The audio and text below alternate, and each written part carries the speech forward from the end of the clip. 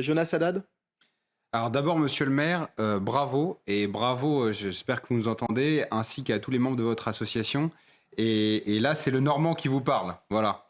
Et voilà. Et donc, je souligne juste cela parce que, d'abord, on a 46 000 églises dans notre pays, pour environ un peu plus de 30 000 communes. Ça veut dire qu'on a 1,5 église par commune, ce qui montre l'importance, mais surtout, ce que les gens ne savent pas, c'est qu'aujourd'hui, une église brûle tous les 15 jours en France, ou alors est en grande défaillance par manque d'entretien. Et donc en fait, il faut vraiment préserver tout ce patrimoine religieux.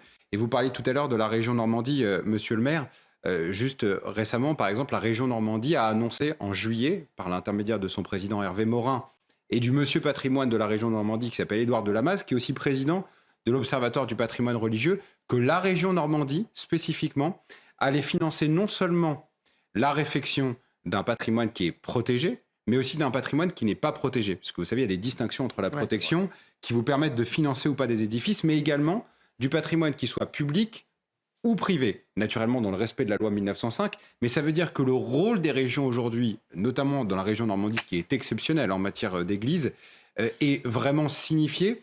Et le rôle de la région, c'est d'être aux côtés des initiatives comme celle qu'a pris monsieur le maire et son association, pour faire en sorte que ce qui est aujourd'hui le joyau, en réalité, de nos territoires, continue à l'être. Vous parlez de patrimoine religieux, mais c'est aussi notre patrimoine historique. C'est notre histoire. Évidemment. C'est évidemment. Et d'ailleurs, quand je vous parle de cette politique régionale, c'est une politique régionale qui a été votée à l'unanimité. Je veux même vous dire, il y a même des gens qui sont issus de l'extrême gauche qui ont voté cela, ce qui montre bien que parfois, il faut dépasser les clivages pour arriver à préserver notre patrimoine. Donc, encore une fois, bravo, monsieur le maire.